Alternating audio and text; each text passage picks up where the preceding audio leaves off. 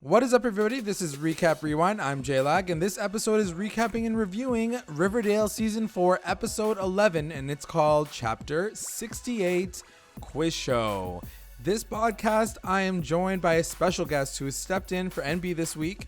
He runs his own Riverdale podcast called Rethinking Riverdale. He's a good friend of our podcast, Postmaster Radio. Welcome to Recap Rewind. Well, hello everyone, it's me, Postmaster Radio, very excited to join J-Leg this week. Thanks again for having me, my man.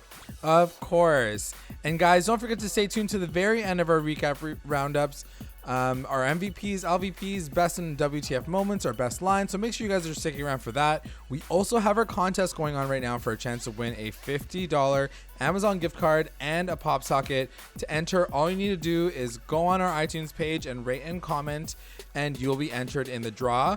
We're extending this contest to the end of Riverdale Season 4, so just make sure you guys stick around for the winner, but you have all the time to enter now. And as always, to our continuing listeners and our brand new ones, thank you for joining us. Don't forget to like, comment, and subscribe to the channel. Let's get into the episode. Oh, I can't wait. You know, this was actually a great episode this week. I'm probably one of the best ones this season, and I should know. The start of season 4 may have been a little choppy aside from the tribute episode, if you get my drift, but it's really been, it's actually been improving quite a bit since last week. And first of all, again, I know I already said this before, but again, thanks for having me back on J-Lag. Those of you that don't know, I've actually been on Recap Rewind before in one of the earlier episodes of this season. So really nice to hang with J-Lag again tonight. Would not want to be elsewhere. Thanks so much, Postmaster. Yeah, it was great having you on last time. No problem. Anyway, so what'd you think of the episode, J-Lag? So I don't know what it was about this episode that I was intrigued by it. I thought it was really the idea behind it was great, but I think we're hitting a little bit of old school Riverdale writing like right now. Like I think we're on the cusp. I think we're a little bit on the cusp of it going south for me, and I'm just concerned and very worried. There were a few choices and the reason why I'm saying that is because there were a few choices that they made this episode that, while some cases were definitely purposeful because they want to drive the story forward, I can only chalk that up to a bit of sloppy writing, and I know that's yeah. I hear where you're coming from with that. Do you know what I mean? Like, yeah. I know that sounds a little harsh, and I'm not saying it's like the worst thing ever. This isn't season 3 by any means. I get you. Of course, this is not as bad. There have been a lot of worse episodes, right? But I do know what you're meaning. I do know what you mean. They could improve just a little bit. Even a little bit of improvement would make a difference. Exactly, for these just a now. touch. I feel like they're already there. They're right there, and they're definitely like at the place where they should be in terms of being able to take the content that they have, take these plot lines, and derive them to a really interesting and engaging story.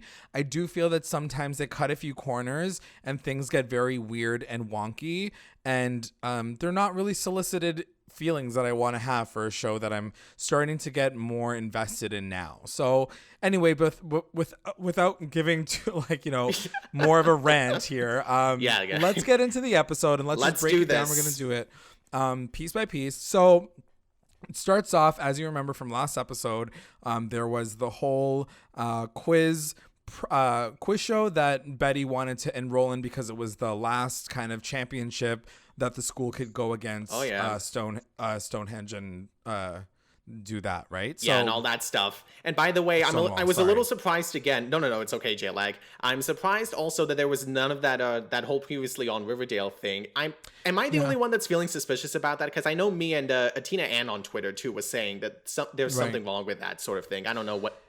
Yeah, it did really. I thought that I missed a part of the show, but like it had just started, so I was like, what am I missing? I don't know. I know that they do that sometimes.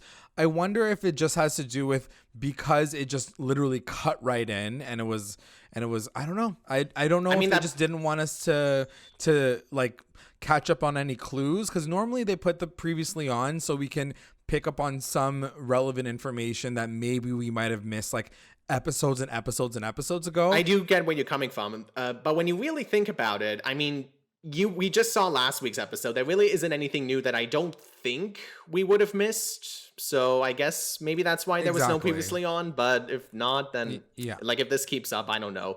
RIS didn't say anything about being done with the previously ons, did they? No. Oh, okay. I don't think so. Okay, then. We'll move on then. Let's moving on. Yeah. So everybody's prepping for this quiz. And then it cuts to the first scene that we see is at the Andrews residence, and Uncle Frank is he's just, I know that we didn't talk about this, you and I, Postmaster, because you had certain feelings about Uncle Frank. I have very strong feelings of Uncle Frank as well, but it has more to do with what he looks like and less about his character. Yours is more specific to his character. Yeah. So while especially in this episode, I will have to apologize that I didn't agree with you. I still have to say in this moment, I was still living for Uncle Frank. No, I agree. I mean, that was a nice moment. Like, don't get me wrong. Like, I can agree with you on that, but we'll get back to this debate later. We have a lot to say about Uncle we'll get Frank. back. I'm sure we'll get back to it. Exactly. It's very true.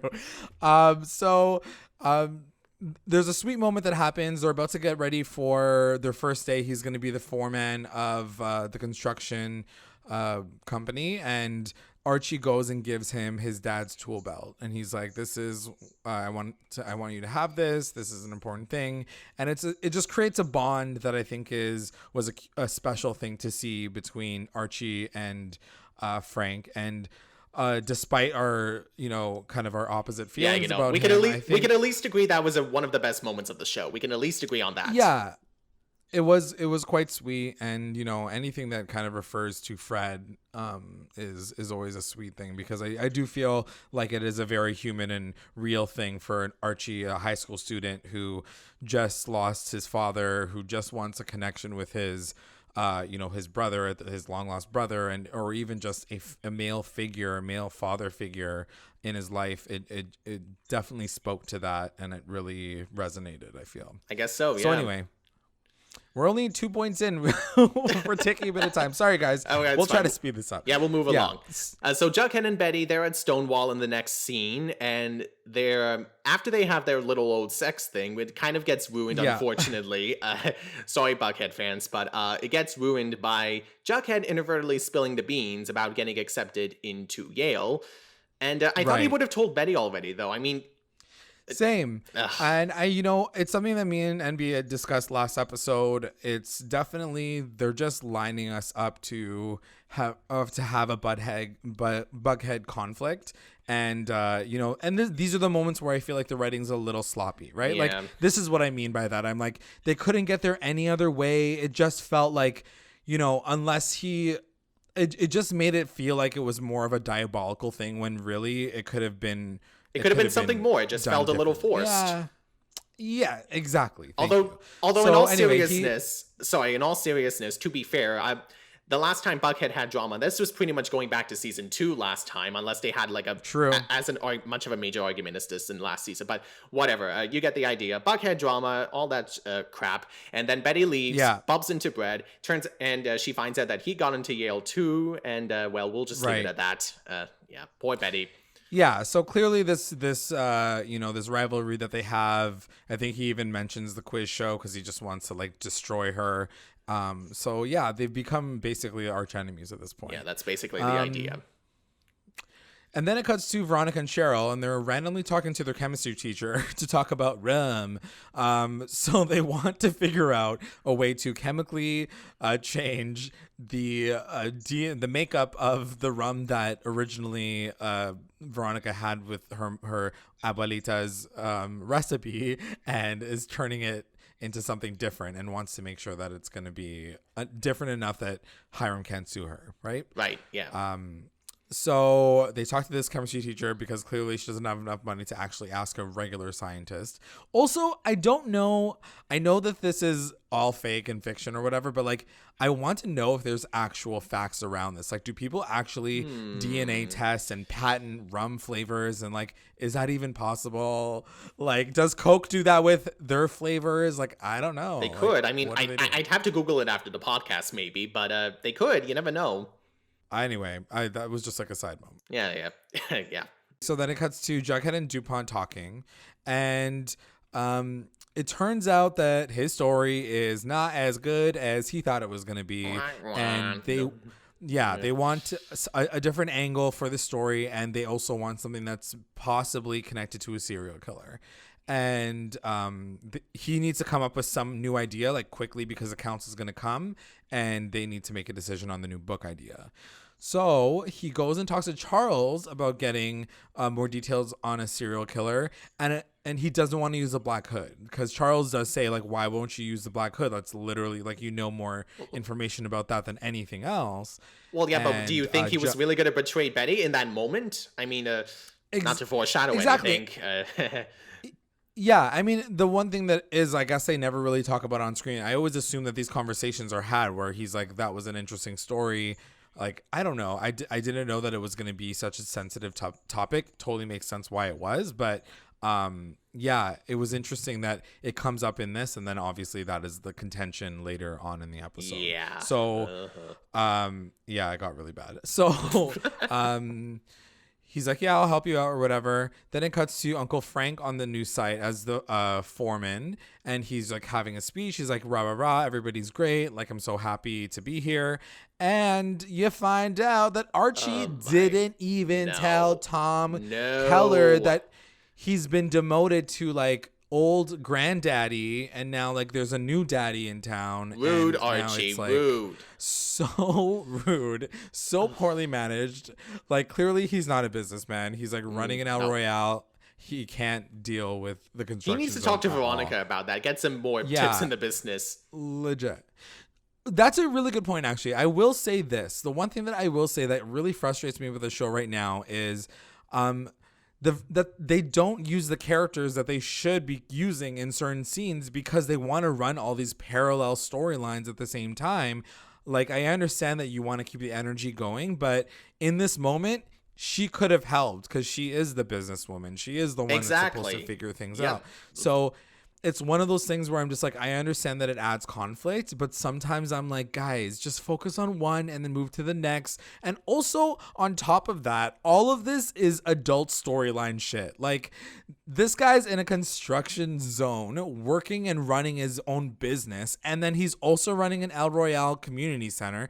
Then Veronica's trying to run a club / a bar / a whatever. I'm like, guys, can we fast forward them to adulthood? Wait, hold on. I'm sorry, you just made me realize this is a show that's supposed to be for teenagers. Wow, they really they really effed up on that badly. That's what I'm trying to say. Like, it's such a contrast from last episode where like they were cheerleading and playing football, and then suddenly you're thrust into back to regular programming with Riverdale, and then you're stuck again with this like these adult storylines, and hopefully that does get resolved in the next season. I'm saying it right now. I hope episode 5 is a flash forward and we're getting kind of like a time skip where, they're going to be older. They're going to be maybe done with college. And maybe that will be the big cliffhanger for the season. But we'll talk about that at the end of this episode because I do have a bunch of theories now. But anyway, we're going off topic again. Sorry, guys. Moving on to the next scene. It's the first part of the quiz show. So I guess it's like round 1 or whatever. Veronica is answering all of her fancy questions. The way that they write her is so hilarious. She's Typical. Like, I went there one summer. She's like, don't go in August. There's so many mosquitoes. I was like, guys, It was cute. It was funny. Anyway, they win that round. They beat them, and then they move on to go against Stonewall, which gets recorded, I guess, like later on in the episode. As they are waiting or kind of on the sidelines, Betty sees Charles, and they start talking. And she asks specifically if he can help with Brett. And she's like, could you get me some intel? and also like find out what his story is. Why is he on this team and this team and this team? There's something fishy about him. And Charles says, okay, I'll look into it. Don't worry. Yeah, about exactly. It. So he's also looking into, very quickly, he also is going to look into why the heck Betty is not in Yale, which unfortunately, when you think about it, seems kind of obvious. Even I kind of called it at one point, surprisingly. Yeah. So, anyway, we'll move on. We'll get to that later. So Jughead talks to the panel in the next scene. And long story short, his ideas are basically they don't please the panel, unfortunately. And so Dupont pushes Jug to talk about the Black Hood, which Jug does, unfortunately. Like, does he... Hold on, before I go on, does he even know about the Black Hood? I don't think he would have dived that much into, like, Jug and Betty's history. Would he? I don't know. I mean, I don't know if he did specifically, but I'm sure that because Stonewall is still in the world, I'm sure it was publicized in the media in that world, whatever, you know what I mean? Like, I'm sure the area that Stonewall is, someone's heard about the Black Hood storyline. Yeah, you know true. I mean? That like makes sense. They found out about it. Like, remember that, what's his name? Brett found the newspaper and posted it everywhere about Moose's dad being the fake Gargoyle King. So I'm sure that kind of stuff about the Black Hood, the Gargoyle King, all the stuff that happens in Riverdale is, like known by everyone. Yeah, I guess that wouldn't be that surprising. Yeah. So anyway, he pushes him to talk about the Black Hood. He ends up doing it, and everybody's like amazed at it. They're like, this is such a great idea. It sounds like $1 million idea, and you should pursue it. And I mean, clearly they haven't watched Riverdale season 2. Like, they would have no idea how kind of wrong they would have been. Not wrong, but at the same time, a little too insane.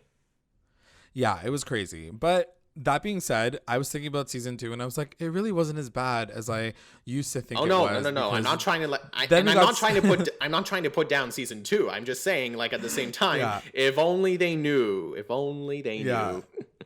Then we got season 3. Anyway. So whatever. So then he's feeling a little bit of guilt, but he doesn't say anything just yet. He doesn't tell Betty anything right after or anything like that. So then it cuts to Archie talking to Tom, and Tom's like, the books aren't balanced, we have to figure this out. Also, a lot of the people are not getting their bonuses. Like, there's just like a lot of tumultuous shit that's happening at Andrew's construction. And then Archie's like, don't worry, I'll take care of it. He gets home and he sees Frank, and he's talking to all the other construction workers, and he's just telling a great story about things like that. And he talks to his uncle about the fact that some of the guys were a little frustrated about the fact that they don't have their bonuses this year. And so they're like, okay, well, we'll figure it out. Then it cuts to Veronica and Cheryl, and they go to visit Hiram. Oh, boy. And they bring him a bottle of rum. Yep, the rum war is back on. For sure. So Cheryl gives him, or I guess they both give him this bottle. They assure him that it's 51% DNA change. So now it's patented and different enough that they can use that instead of they use maple syrup instead of molasses, which is an interesting idea. I wonder if that's actually real. It could be. Although I will say this, as good as that scene was, I'm still disappointed that Veronica keeps telling Hiram that, like, everything that she's doing. Does she not know that Hiram could be one step ahead of her? Like, that's the only thing I'm getting at. It's becoming a little too predictable nowadays.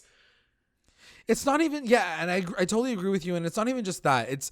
It keeps throwing me back to that episode that we had last in the beginning of the season, the in treatment one where they all go for therapy or counseling, I guess. And that whole thing about the counselor telling her, stay away from your dad, this is just going to be a dance between you and your dad for the rest of your life, it's a wanna be die. Like, nothing has changed, and nothing has changed her mind, and she doesn't even seem to be working through it. She literally goes straight up to Hiram and rubs it in his face that she created a rum that he cannot figure out. Do you know what I mean? Yeah, I think I do know what you mean. Like, why do that?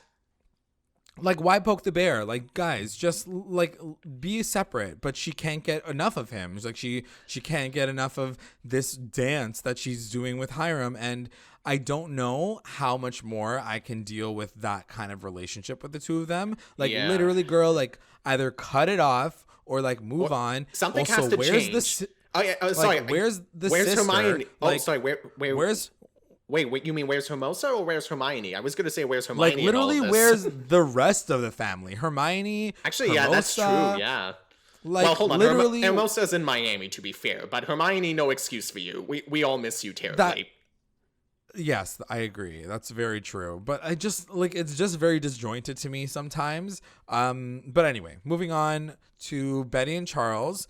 It turns out he does find a file on Brett, and as soon as she reads it, she goes straight to Stonewall, and she goes to visit both of them, Jughead and Betty, and she like runs him down, and she's like, yo, so it turns out that your dad paid someone to do the PSATs for him to get into this school and this, and this. She's like, you're such a privileged brat. This is the only reason why you're here. And she tries to just like lay into him, and a whoopsie happens, and Brett spills a tea on the fact that Jughead got and went and like sold that story or whatever, the one about the Black Hood, and now she's pissed. Now she is terribly pissed. I mean, to be fair, this is kind of Jughead's fault for not even telling her. I mean, like, he was already keeping the secrets last week. I thought he was gonna, like, I'm surprised he's still keeping secrets again. Yeah, he's an idiot. This episode annoyed me. Unfortunately, sadly. Well, anyway, moving on. So then it cuts to Cheryl and Veronica, and they're talking to Bon Nuit, and they're trying to figure out a new solution. And they're like, maybe we can hand out free samples of liquor and also have a club night, and then we can get orders on the low key, and people can like take their liquor at the end of the night or whatever.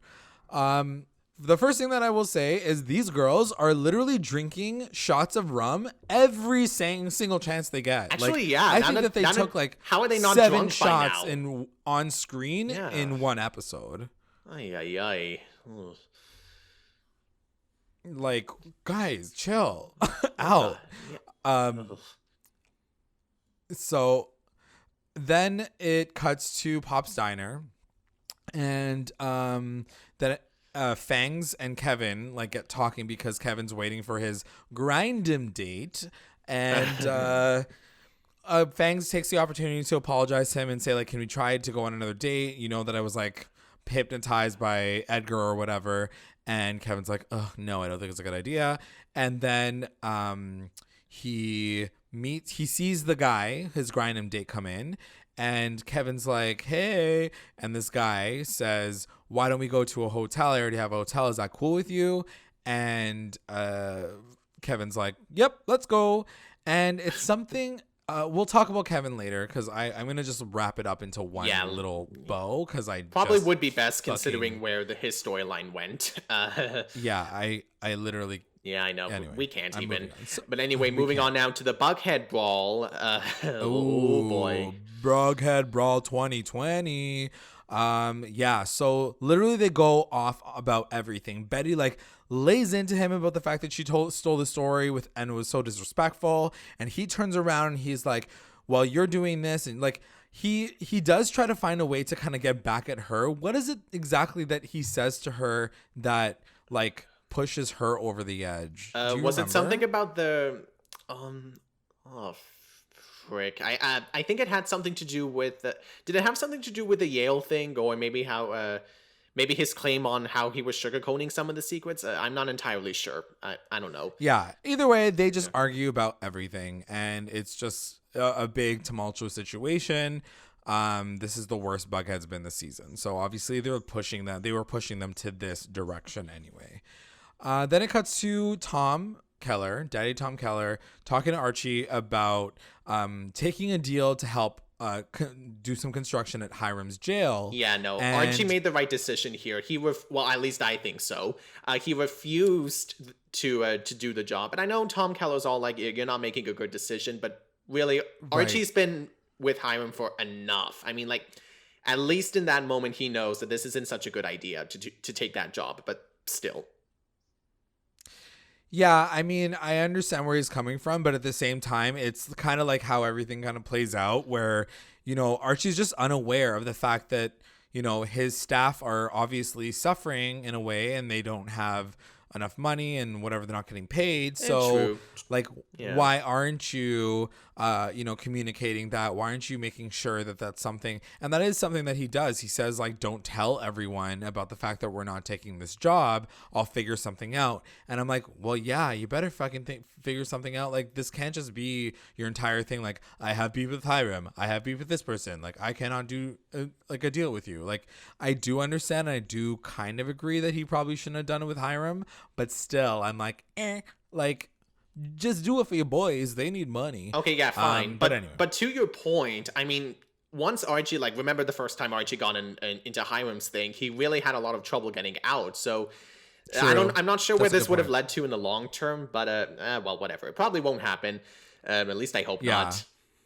Exactly. I feel like we've already seen the Archie Hiram rivalry. He's probably like, we can't do anything with Hiram because this season we have to be separate. Like, he's probably just doing it because, like, they don't want their storylines to divulge. Yeah, exactly. Anyway, moving on before we get more off topic. I know that's been happening a lot tonight. That's okay. So Betty and Charles. Sorry, you can take this one.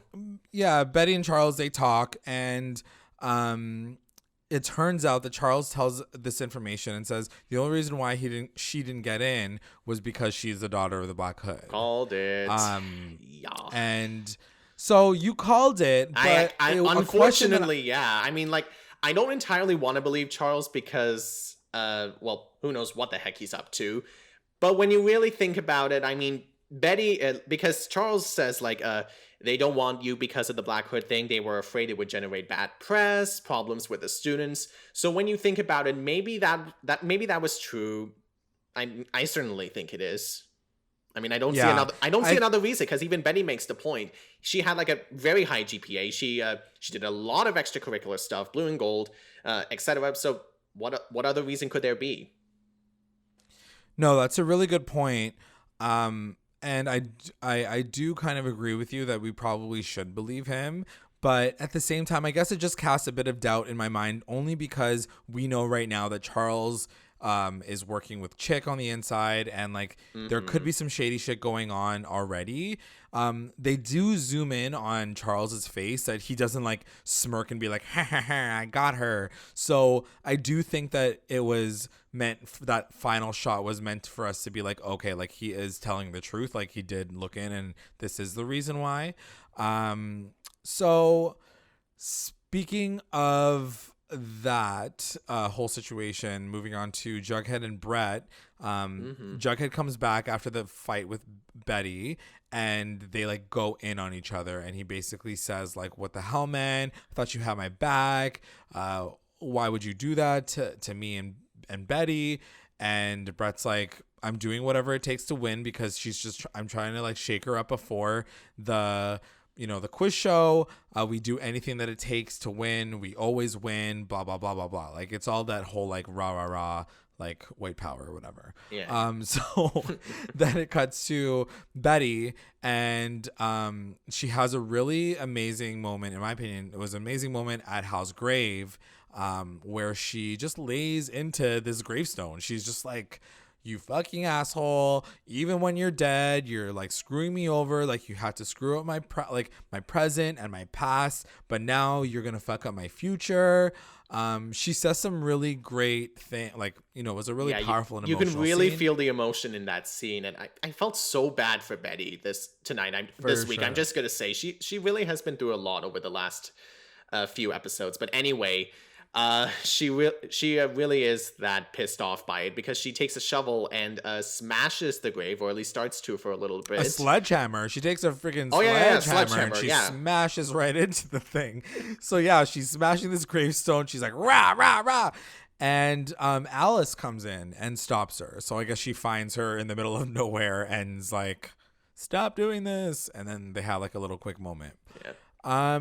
And then it cuts to Archie getting home, and he sees everybody kind of. It's the same situation. Everybody's drinking and talking, and this time around, someone from the crew kind of bumps into him in the kitchen and says, "Hey, like, just letting you know that people know about what happened with, you know, the construction thing with Hiram's jail and the fact that we didn't take it. Like, what the hell?"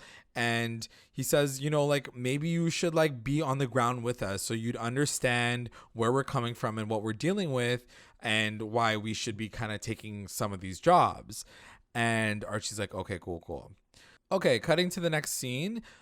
Kevin is making out with this guy on the bed. Oh boy. And then brace yourselves, guys, if you haven't seen it, because this is just going to get weird very quickly. Very weird, very quickly. It's done been weird, man. Like, this was crazy.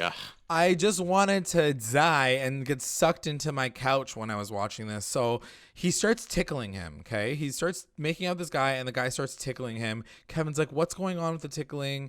And then the guy just, like, lays it all down. And my head was about to melt into the fucking floor. Like, I don't understand. Like, here's my rant. I'm beginning my Kevin rant in 3 seconds. 3, 2, 1. I cannot deal with Kevin and his storyline. I feel like they totally lost their bananas when it comes to him and as a character. Like, who writes someone like this? I don't know. I wish I could give you an answer or a theory on that, but I really don't know what to tell you.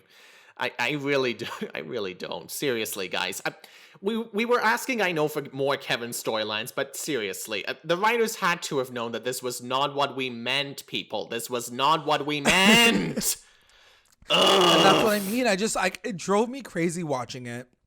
And to NB's point, NB made a point during our reaction video, and she's like, why does Kevin need to have a storyline that has to do with relationships again, or him dating, or like dude, do something else with your life? Like, and then to get into this, like, this drove me insane. First of all, no one's giving you 5 Gs to be tickling somebody on camera. Like, I'm just going to tell you that, guys, right now. Any impressionable gay kids out there that just want to think that they can just, like, jump into a hotel with someone and they're going to get tickled and get $5,000. That's just it's wrong. Not real. That's a bad lesson to teach to people watching this show. That's what I'm trying to say. Like, it's ridiculous. Like, dude, listen, for a second I thought about it. I was like, is this a real thing? Like, 5 Gs? I could do something with 5 Gs. Like, you're just tickling me. Like, they should have made it darker. They've already gone as far as making grind him. They made him as far as him hooking up in the middle of the woods. Why could they not make him become a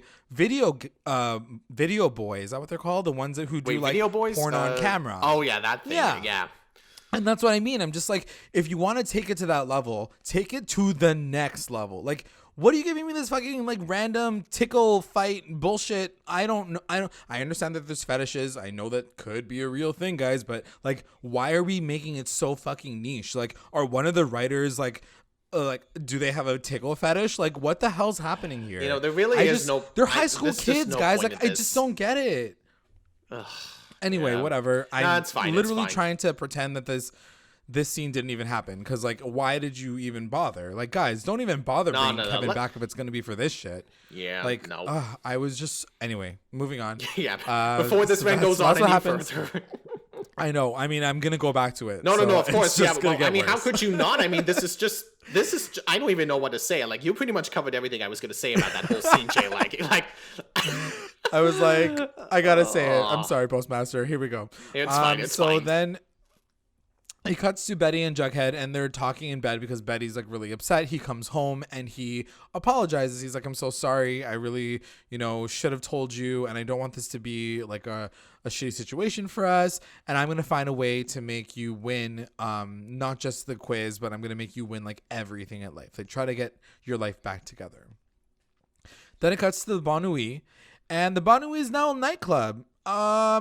I just thought it was really, really funny because I want to shout out that they probably listened to Recap Rewind. And when we talked about getting rid of that fucking Bon Nuit, like old school speakeasy vibe, they're like, okay, we got to like shut this shit down.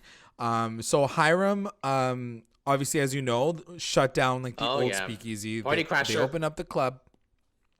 And yeah, they're just like having a good time. They're like having party vibes. It kind of reminded me of that scene from season 1 where they go out clubbing that one singular time. Like it was so long ago. I actually forgot about that scene. Truth be told, it reminded me a little bit more of the I don't know what it was, but last season there was the call your girlfriend thing with yeah, that was a good one too. But yours is actually much better. Anyway, yeah, it's literally like the same vibe. It's like exactly. the lights and whatever. Except old Reggie was there. Like that's how long ago. Oh yeah, right. Anyway, so Hiram shuts the thing down, and Sledgehammer take 2. That's been happening more often than I thought. Actually, I didn't think that the Sledgehammer would get such a starring role this week. I know. Yeah, so he breaks up all the rum, and it's so funny because everybody in the background's like, no, the rum. I was like, guys, chill. It's not that serious. But the thing that kind of frustrated me is like, why did they think that they could get away with this? Exactly. Like, what did they think was gonna happen? Like, these girls are like, we're gonna just like do it on the side key, like no one's gonna find out, and then we're just gonna like dance the night away. You know what? Hold on. Money. I know we were talking earlier about them drinking all this rum and how they were not being drunk. Maybe they are actually, if they're not taking everything else into consideration. That could be very well the point. The reason why they're making so many bad business decisions is because they're fucking sloshed the entire time. Anyway, so that happens, and then they're like, okay, well, we're gonna have to fucking figure some other shit out. Then it cuts to Kevin, and the other guy gets there. He starts to undress. And then Kevin's like, a gulp. Does he know what this is for? That it's only for tickling? And I don't want him in my body. Like, there's just, that is not what I signed up for. I only signed up for tickling. I don't know. It was just weird. And then he's like, no, don't worry about it. We'll figure it out. And he kind of propositions Kevin at this point and says, you know, like, stick with me and make the right decisions, and like you can be a tickle boy too. Like it's just weird. And then it cuts to Veronica and Cheryl after the aftermath of everybody leaving, and they have to devise another plan. So they like take another shot, and they're like, here we go.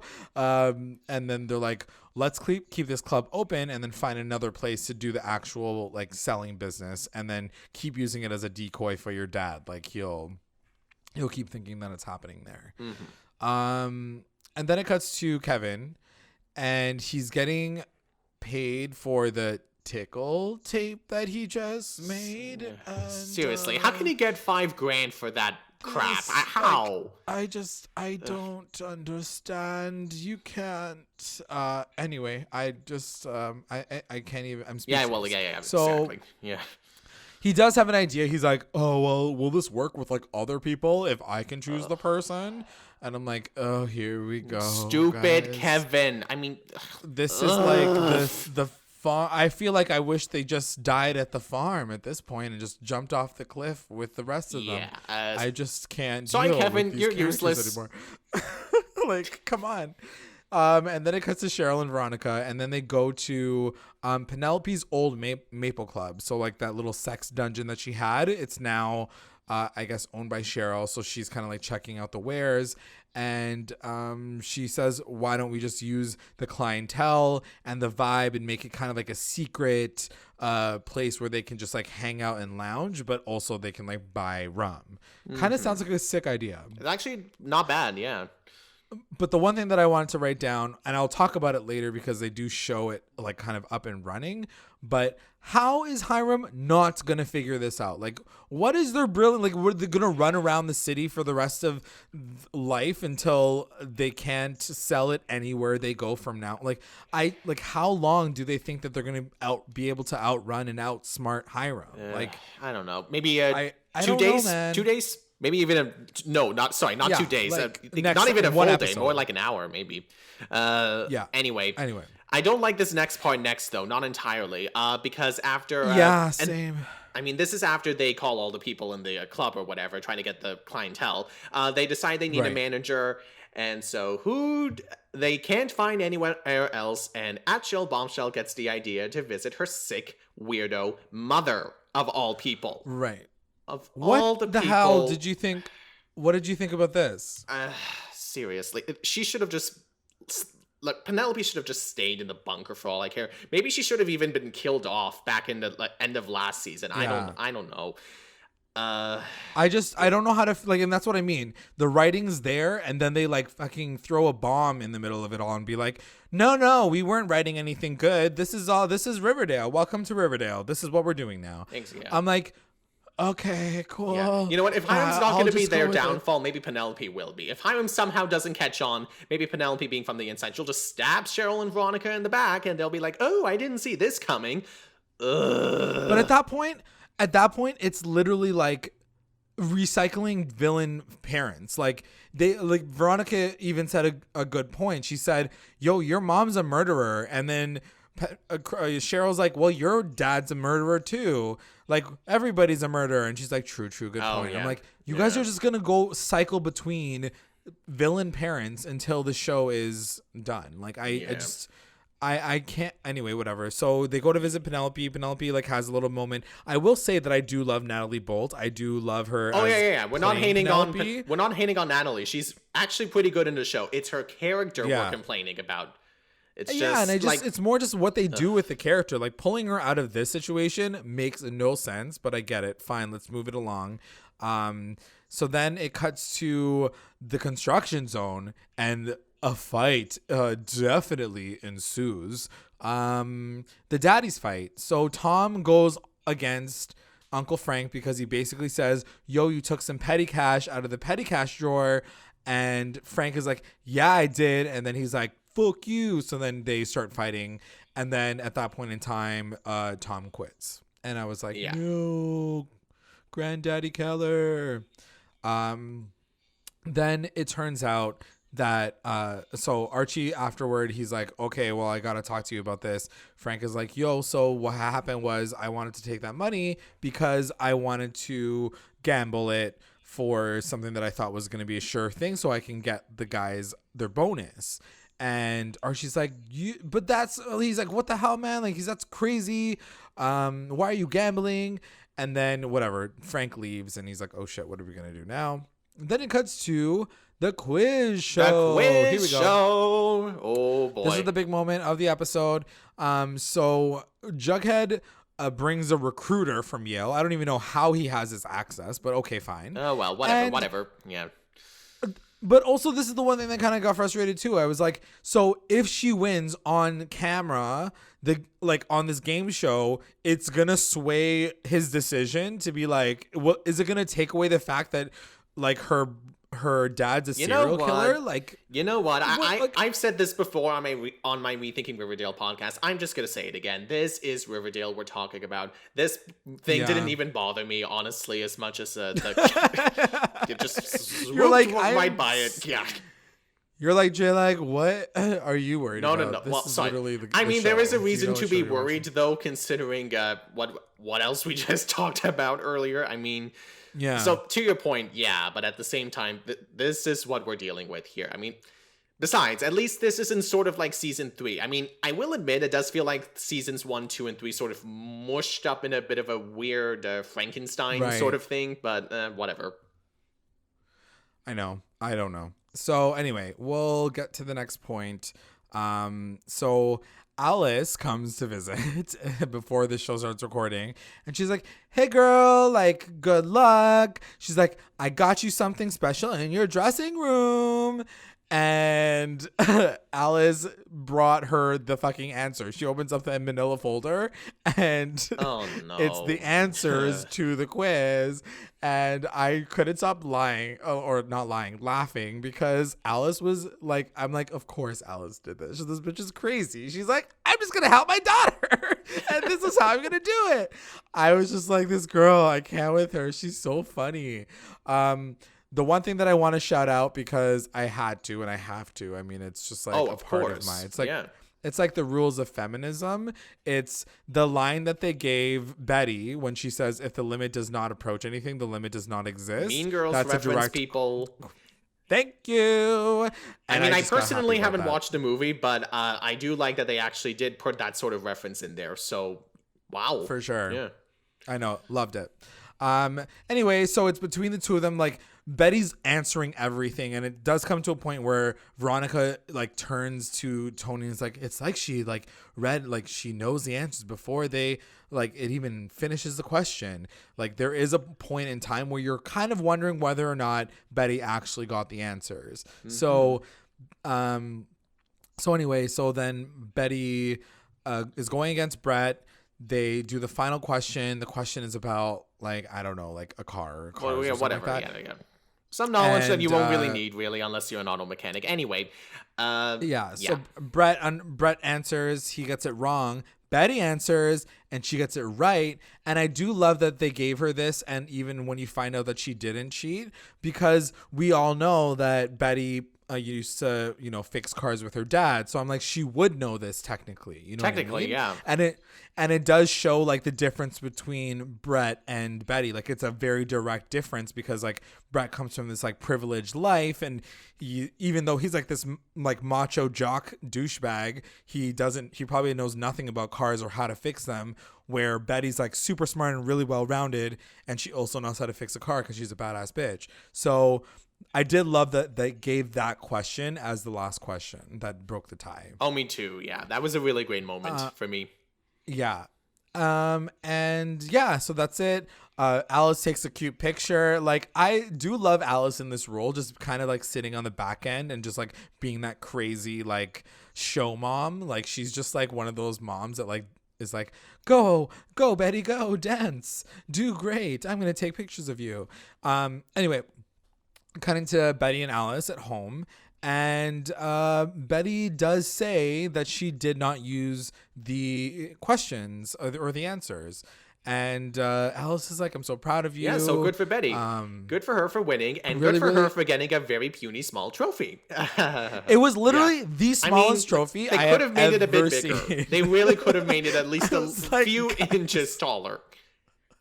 I was like, come on, guys. Like, why do all like this is always the Jeopardy fortune Wheel of Fortune thing that I always say, how like Jeopardy winners get like $10,000 for like answering really hard questions, and then Wheel of Fortune people get like $20,000 for like guessing a spelling game. Actually, you know what? Hold on. Speaking of Jeopardy, quickly going back to the scene from earlier, Jughead actually does technically make a Jeopardy reference with the I'll take whatever Betty's final answer was for 200, Alex. So just a little quick add-on there.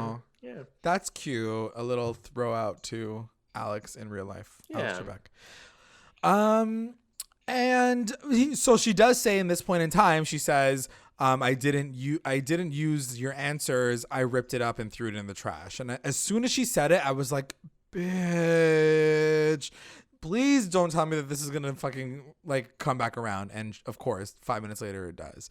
So anyway, before that happens, it cuts to Archie and Frank talking, and Frank hands him like a wad of cash, and he's like, I won at the races. Here you go. Are we like square now?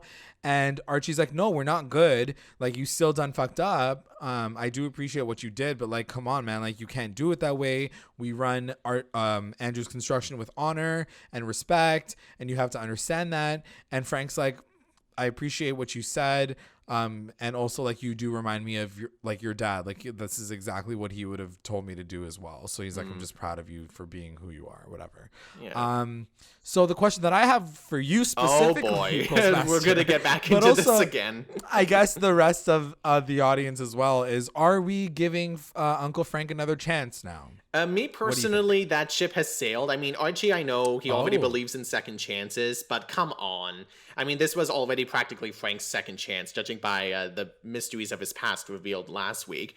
And also, I know most of you, I'm actually kind of running a poll right now on Twitter/Instagram. Most of you guys are saying run Frank out of town. There are a couple of you that I'm not sure. I don't want to out you guys out. Maybe you feel bad for Frank or something. But I did get a couple of votes that are saying keep him around or something. So you never know. But most of you do think that Frank's got to go.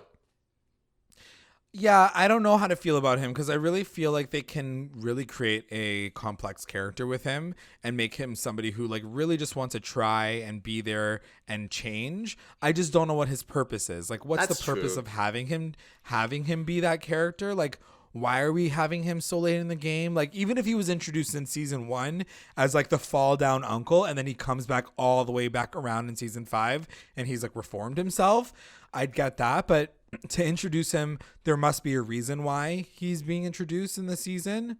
And I'm a little iffy on like his purpose right now. I mean, I guess fine. Yeah. I'm giving him another chance just purely at this point because of his looks. That's fine. I'm just saying, though, we have had a few secret sibling storylines this season with that dead doll and Hermosa, and technically Frank is a secret sibling, so I'm just not sure how this is going to turn out. So, but I do admire your point, Jay. Like, maybe just keep it on both ends, I guess. Like, maybe have full hope for him, but at the same time, not too much. I don't know. Basically, don't be Archie. Don't be Archie. No, don't be silly.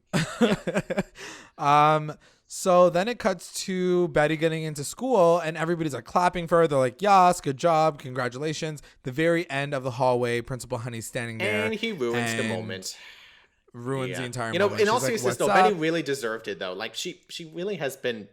Well, again, we won't get into that right now. But basically, Principal Honey, he finds the evidence... And as much as I want to kind of give Betty some credit because she's been going through a lot, and I didn't really think anyone other than maybe Brett, I guess, would go through wherever, like the trash that Betty put the crumbled up Q&A thing in. Betty really has been kind of sloppy, I guess, in that case. You can't deny it.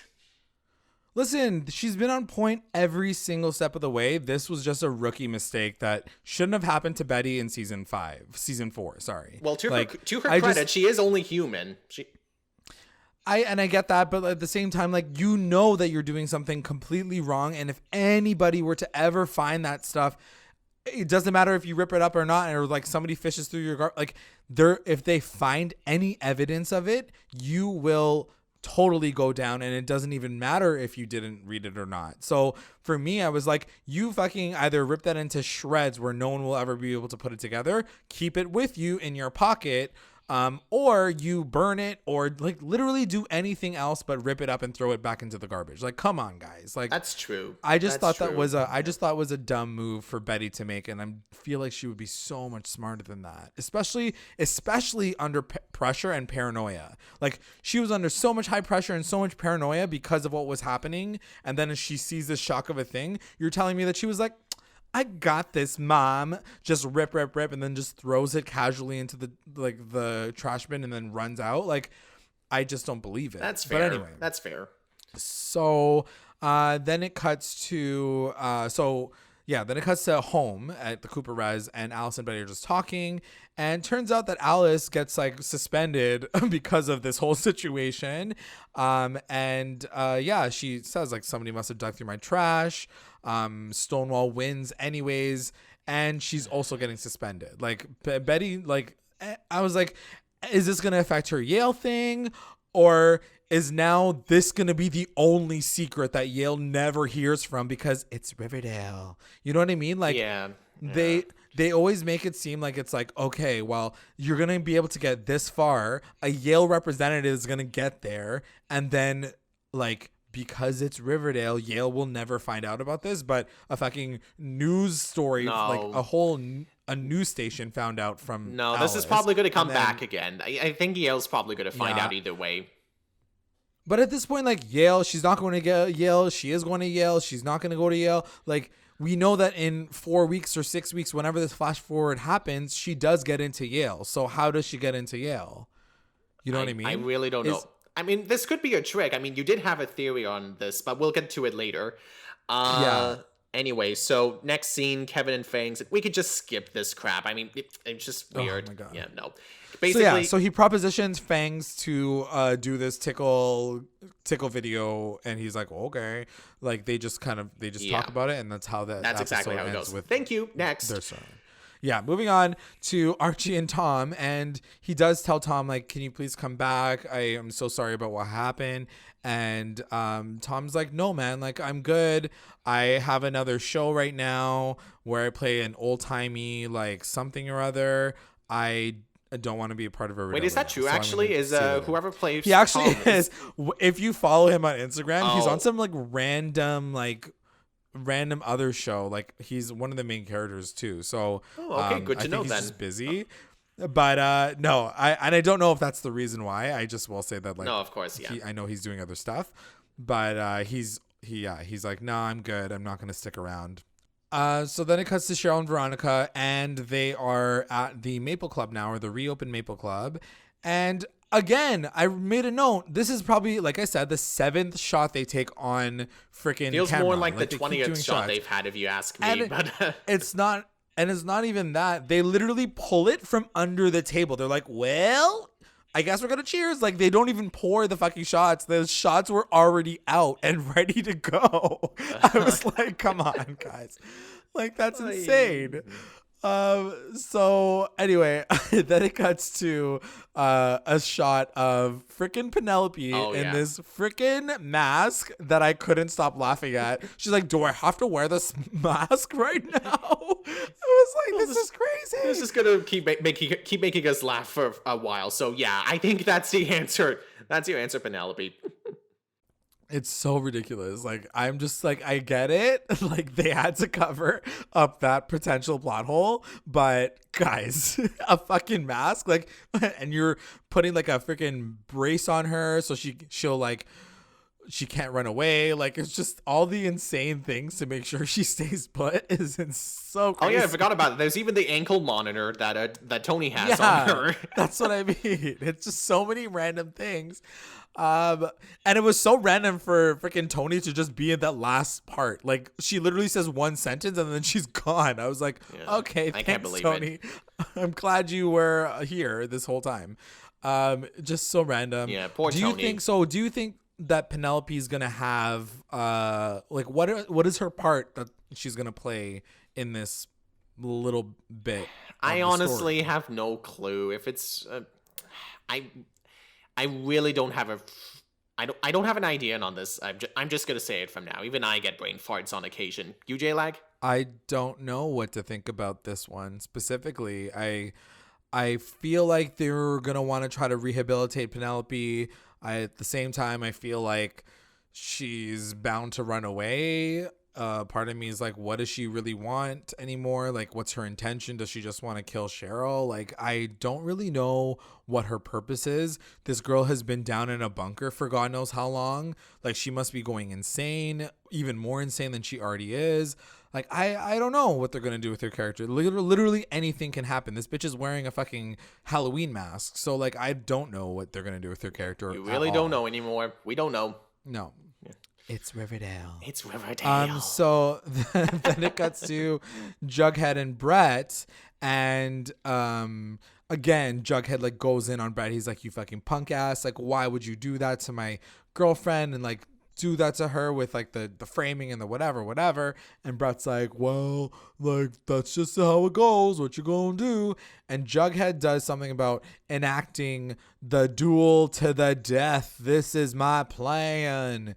Which sounds insane. You know, I actually kind of like this one. How the episode ends. I actually kind of like that, where this is going. I think this is going to lead up into next week quite nicely. Yeah, I'm interested to see how it's all kind of going to go down. But yeah, they did say to the death, like legit. So does that mean that one of them is going to have to die, or they're going to have to like do a stalemate or something? Because we know that he's not going to die next episode. Well, maybe it's going to be that way, but even though it's not really going to happen. Right. I don't know. Who knows? Anyway, it cuts to the 4 weeks later at Pops, with Betty at Pops. It has like the kind of 4 weeks later timeline. Mm-hmm. And Betty says, Archie walks in, she talks to him, and she's like, I don't think I can do this anymore. I keep waiting for Jug to come back, and he doesn't, and he won't. He won't ever come back, and I don't know how I'm supposed to keep going. That's literally what she says word for word. I just wanted to make sure that I got it because I feel like there is something very specific that we need to hear in what she says. Oh, of course, yeah. Lines. But anyway, we'll talk about it in a second, because at the very end, NB would be like crying of like happiness with this moment, and I wanted to share it with her. So I'm sad that she's still in conclusion, but it's fine. Well. So Betty and Archie hold hands. There's a moment where they kind of gaze into each other's eyes, and he's like, I'll take care of you. Everything will be okay. I was like, uh-oh, is this a Barchie Oh. moment for the future? What do you think? It could be, again, for all I know with the flash forwards, it could be just an act. All I will say is that at least NB, you did get your Barchi moment, so Yeah. good for you. Good for you, NB. I will say that this all sounds like prime storylines for season 5. Like, I'm just saying right now. Yeah. If they do flash forward, and by the flash forward, Jughead is no longer in the story because he's been missing / gone for this long. Well, true, but the thing is, and this is actually one of the main reasons I don't think Jughead is dead. It may not seem like a good reason because it's not related to the plots. But thing is, Cole Sprouse never even mentioned that he's leaving the show after season 4. So me personally, right. I know you probably don't feel the same way, Jay, but maybe. But until I get that confirmation, I'm just going to practically have some bit of hope that this is all just an act somehow. Because first of all, what's Riverdale without Jughead? Yeah, it's true. But anyway, that's the end of the episode, but I do want to talk about the theory that I have now before we get into our recap roundups and maybe some of the questions that you guys had online. So, the one thing that I have as a theory, so as you guys know, we put together a theories of who killed Jughead kind of storyline. Some of this has to do with that, and another one has to do with it's a mishmash of something that was told to me by one of our fans online on YouTube. They made a comment, and I was like, "That's a really good point." So this is my new theory. Okay.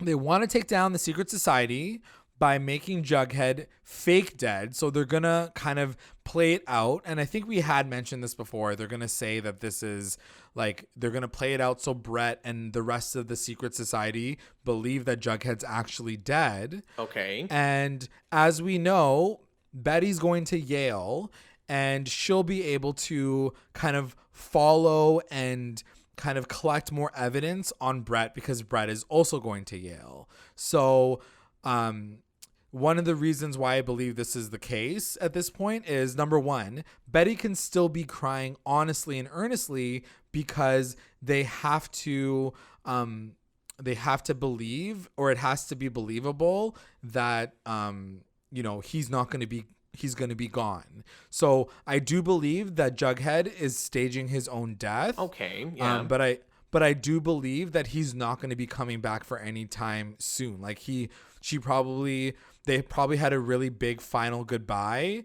And he's like, I don't know when I'm going to be able to resurface. It might only be when the secret society's disbanded and everybody's gone. And maybe by the end of the season, there is no resolve. Maybe they don't find out an answer and they have to keep him. He has to stay underground. He has to stay hidden. And then this is why my theory for a flash forward would be amazing, because they would set it up the way they've set it up at the end of this episode too, where Archie and Betty are kind of more close, and maybe in the flash forward they're together because Jughead is no longer in the picture.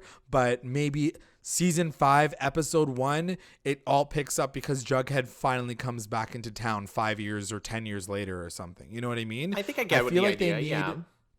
I feel like they need a bit of a time jump, but also a reset on the character relationships, a reset on the vibe of the show, a reset on the characters having believable storylines, running businesses, for example. And I think a flash forward plus the way that they've set it up where Jughead might not be in the picture for a period of time, but we won't feel it. It's not like the fans will be like, oh no, Jughead's not here. It'll just pick up years later or time later, when Jughead finally arrives back in Riverdale because the secret society is now disbanded or whatever. Okay. Does that make sense? You know what? That actually does make sense. Yeah. That's my major theory right now. Actually, I can believe it. I believe it 100%. My only thing is this is probably a minor thing. Maybe we'll find out soon this season. But how the heck is Betty going to get into Yale when considering all that just happened this week? That's my only confute. That's the only thing I don't know. And that's what I'm... Exactly, that's what I'm trying to say. The only other thing that I can think of is maybe they also had to fake kill Jughead so a spot would open up for her. Maybe she was still considered, and then they're like, you can come now. Like, now that we have a spot that opened up last minute and we need someone to fill it. Like, Okay, Betty, yeah. I guess so. through. Yeah. Anyway, that is kind of like the entire episode, guys. I'm trying to look at the comments that are coming through on Twitter. A lot of people were, anyway, we'll talk about them, I think, during our recap roundup. So why don't we do that first? All right, let's do it. Recap roundups. Best moment. What was your best moment? You know what? I personally enjoyed the quiz show bits because one, the epic battle of Riverdale versus Stonewall, and two, that was like the most normal part of the episode, if that makes any sense. For sure. Yeah, no, I totally understand what you're trying to say. My best moment is I have two. I don't know which one I like more. They both involve Betty, though. One of them is Betty taking a sledgehammer to the gravestone, because I thought that was a really powerful scene for her to just have that kind of monologue and say, that's like, true, fuck yeah. you, Dad, I hate you. But I also do love the fact that we find out that Betty won fair and square, and I was like, she's so cool, girl. Good job. That was a nice moment. I was like, good job. That's true. In all seriousness, though, the only reason I didn't pick the Betty and the sledgehammer one is that while I will agree that was a powerful scene, I just kind of felt more, I don't know, I felt more bad for Betty, I guess. Maybe I just decided not to pick that moment for whatever reason. But again, yeah, that was a good bit there. WTF moment. So, what was your WTF moment? Yeah, WTF moment. I think we both had the same one, I think. The tickle taping thing. And oh my God. Yeah. I think I had more than one. I feel like I had many WTF moments. Tickle taping was a big one for me, but also Penelope's mask was a big one for me. And also Betty keeping the paper ripped in the trash can. Like, that was a WTF moment for me too. I'm like, bitch, you know better than that. Come on. Well, again, I only didn't pick those two because, again, it's Riverdale, but I do see where you're coming from. MVP. Who is your MVP? MVP is the sledgehammer. No, I'm just kidding. It's Betty, actually. Yeah, me too. That's my MVP for sure. She killed it this episode. Even though she done fucked up and like left that paper ripped up in the trash can, I blame that more on the writing. Yeah, it was an easy decision for me for MVP. That was easy to decide. I will say LVP was not an easy decision. In fact, I may even change it. LVP. Okay, what was it? I was kind of gonna go with Kevin considering his storyline, but at the same time, there were two other characters that kind of stuck out. Jughead for a little while just because of him, again, keeping secrets from Betty. But in the end, I am settling with Alice, but only because of one thing. Kevin, I didn't really see much potential in him. For Alice, she's usually been a success. It's one thing where a character that I have kind of loved and we thought, oh, she wouldn't do something this stupid. I just kind of feel pissed that Alice, basically, I know Betty said that Hal kind of ruined her future, but essentially Alice kind of ruined Betty's redemption with the whole providing the Q&A thing. That's a good. Sorry, Alice fans, but yeah. Sorry, Alice fans. Her parents are done fucking up her life royally, like real bad. Exactly. My LVP is gonna go to Kevin, because I don't really have to explain myself. I think I've made my rant. Just see rant at 30 that minutes. made it pretty clear. The 30-minute mark, and you'll understand exactly how I feel about that situation. Yep. The best line. What was your best line? Destroy that pleated trash monster thing that Veronica said. Yeah. That was great. I did like that line. That was up there for me too. I have a couple. The one I will say is, if the limit doesn't approach anything, the limit does not exist. I mean, a Mean Girls quote in Riverdale, like, give me everything. True. The other one that I did love is when Betty's smashing the gravestone. She says, even rotting in the ground, you still find ways to torture me. Not anymore. And that's when she tries to break it down. That was it. Yeah. But before we finish off the episode and close it off, I wanted to read some of these comments, these amazing comments that we got on Twitter. The first one I want to say is from @sardonically_she. Her MVP is Betty, Jughead, and Cheryl. Her LVP is Uncle Frank and Jughead for 3/4 of the episode, and Brett, obvi. She says, best moment is Jughead challenging Brett to a duel and Betty smashing her dad's grave, and then the Bughead fight. And then her WTF moment is from Hiram in the Speakeasy, and then Kevin. She just wrote Kevin. So there's that. And then her best line is destroy that pleated khaki trash monster. So she has the same as you. Oh, wow. Great minds think alike, I guess. Yeah. So we have at Tina Hoven giving hers. We got you, girl. Don't worry. Her MVP is Tom Keller for trying to preserve Fred's legacy. LVP goes to Betty for not ripping up those answers better, and Alice for giving them. And her WTF moment is Kevin and the tickle tapes. Good money, but a huge mistake. Definitely. And she says Hell yeah. best moment is Cheryl and Veronica's new business. I will give it to you. The Tom Keller, that's a really good one. I did appreciate his him trying to keep everything together for Frank. Yeah, that's true. It is interesting that people were talking as well. At Jiffy Pop Culture mentioned in that same tweet from Tina saying that she agrees on Betty leaving those quiz answers in her trash can. Incredibly careless for Riverdale's resident detective. She says her LVP is Alice for bringing them in the first place. Love that the show remembered Penelope was still in the bunker, but how long until she screws over V and C? That's what I'm thinking. A lot of people are a little concerned about that. And then we have another comment from at Lisa Dobb 55 saying her MVP was Tom Keller and Cheryl. Her LVP was Mama Cooper and Uncle Frank. Her WTF moment was Penelope still hanging around in that freaking bunker. Does this thing even have proper plumbing? Which is a very good point. That's actually a good question there. That is a good question. I'm surprised. And the one last one that I do want to read is from at JV Pop Culture, and I'm gonna post this as well because this is killing me. I just noticed it. She says, or he says, at Recap Rewind, can J-Lag give his daddy award to Mark Consuelos this week? Yes, he was mean to Ronnie and Cheryl, but dude is looking swole. Yeah, you know what? Fair. Dead. Fair. This is the best thing ever. I love it. I will tweet that.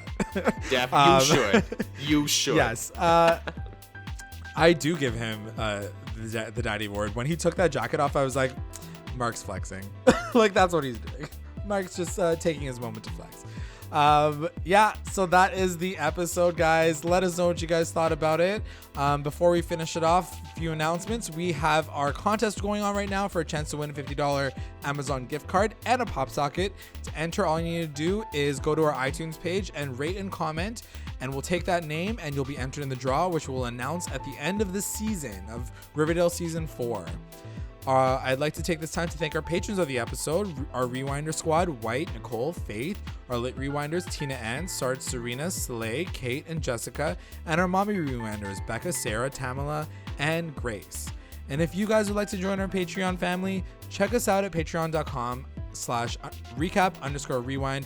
If you join, you'll get access to all things Recap Rewind, exclusive contests, content, and updates. And also make sure you guys are checking us out on all of our socials, Instagram, Twitter, YouTube, Facebook. You can also find us on every podcasting platform. Like, subscribe, follow, review, and comment to stay engaged with us at Recap Rewind. Thank you guys so much for listening. And also, thank you so much to Postmaster Radio for joining us on this special episode. Great to be back. Thanks again for having me. I really appreciate all of your help today. That was fantastic. Thanks so much, guys. Bye. Bye.